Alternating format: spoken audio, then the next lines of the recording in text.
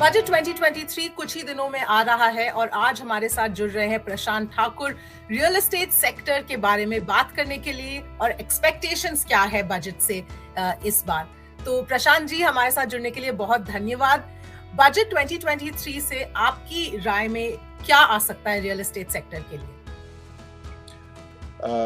Budget से तो हमेशा रियल एस्टेट सेक्टर को काफ़ी उम्मीदें रही हैं। गवर्नमेंट ने काफ़ी कुछ किया भी है। हालांकि कुछ डिमांड्स अभी भी अनमेट रही हैं, जिनमें से मेरे ख्याल से सबसे टॉप पे इंडस्ट्री स्टेटस मिलना काफ़ी दिनों से पेंडिंग रहा है। ये हो जाने से सेक्टर को काफ़ी सहूलियतें मिलेंगी। दूसरा मेरे ख्याल से अफोर्डेबल हाउसिंग का दायरा बढ़ाना होगा। आज अभी देखिए तो in terms of capital value 45 lakh का कैप है कैपिटल वैल्यू पे, और साइज में 60 स्क्वायर मीटर मेट्रो सिटी में और 90 square metre non metro cities में है। लेकिन अगर आज देखिए जिस तरीके से प्रॉपर्टी प्राइस बढ़ गई है बिकॉज ऑफ इन्फ्लेशन और इनपुट कॉस्ट की वजह से 45 लाख में एक मकान आना बहुत मुश्किल है। तो मेरे ख्याल से अगर कैपिटल वैल्यू के कैप को अगर हम 85 लाख मेट्रो और 65 नॉन मेट्रो में अगर कर दे तो इससे दायरा बढ़ेगा और बायर्स काफ़ी एनकरेज होंगे इन प्रॉपर्टीज़ को खरीदने के लिए।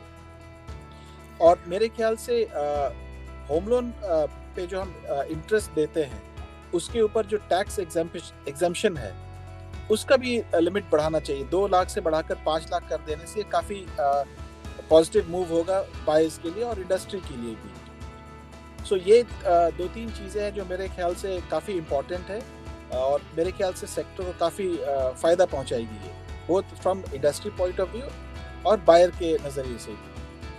जी बिल्कुल, जैसा कि आप बोल रहे थे, होम बायर्स की अगर बात करें तो काफ़ी मुश्किल समय हुआ है क्योंकि इन्फ्लेशन, महंगाई काफ़ी बढ़ चुकी है, इंटरेस्ट रेट्स भी ऊपर जा रहे हैं। इस सब को लेकर डिमांड पर क्या असर हुआ है? अभी अगर देखिए तो 2022 काफ़ी स्ट्रॉन्ग ईयर रहा है। इनफैक्ट 2022 सेल्स के नज़रिए से अभी तक का सबसे अच्छा साल रहा है पिछले 10-12 सालों में। और इसके पीछे 2-3 कारण भी हैं। इंटरेस्ट रेट बढ़ने के बाद भी अफोर्डेबिलिटी अभी तक का सबसे अच्छा अफोर्डेबिलिटी रहा है। मार्केट में टियर 1 डेवलपर्स ने काफ़ी डिलीवरी और एग्जीक्यूशन कैपेबिलिटीज एग्जिबिट किया, जिसकी वजह से बायर्स कॉन्फिडेंस भी इंटैक्ट रहा है।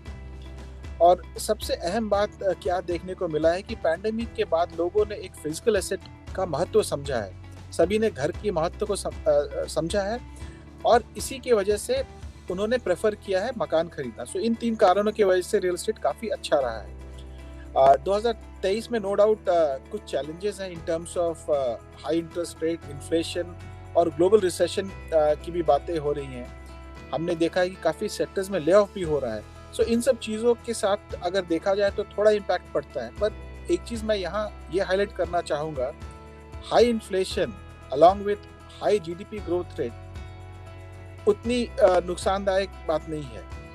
दिक्कत तब होगी जब इन्फ्लेशन काफ़ी ऊपर जा रहा है और ग्रोथ रेट भी स्लो हो रहा है। लकीली इंडिया के लिए ग्रोथ रेट अभी ठीक ठाक ही चल रहा है।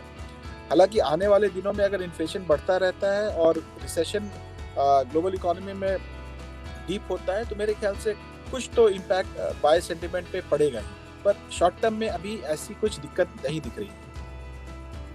जी बिल्कुल प्रशांत जी, हमारे साथ जुड़ने के लिए बहुत धन्यवाद। अभी देखना होगा कि 1 फरवरी को फाइनेंस मिनिस्टर क्या अनाउंस करती है रियल एस्टेट सेक्टर के लिए। शुक्रिया। धन्यवाद।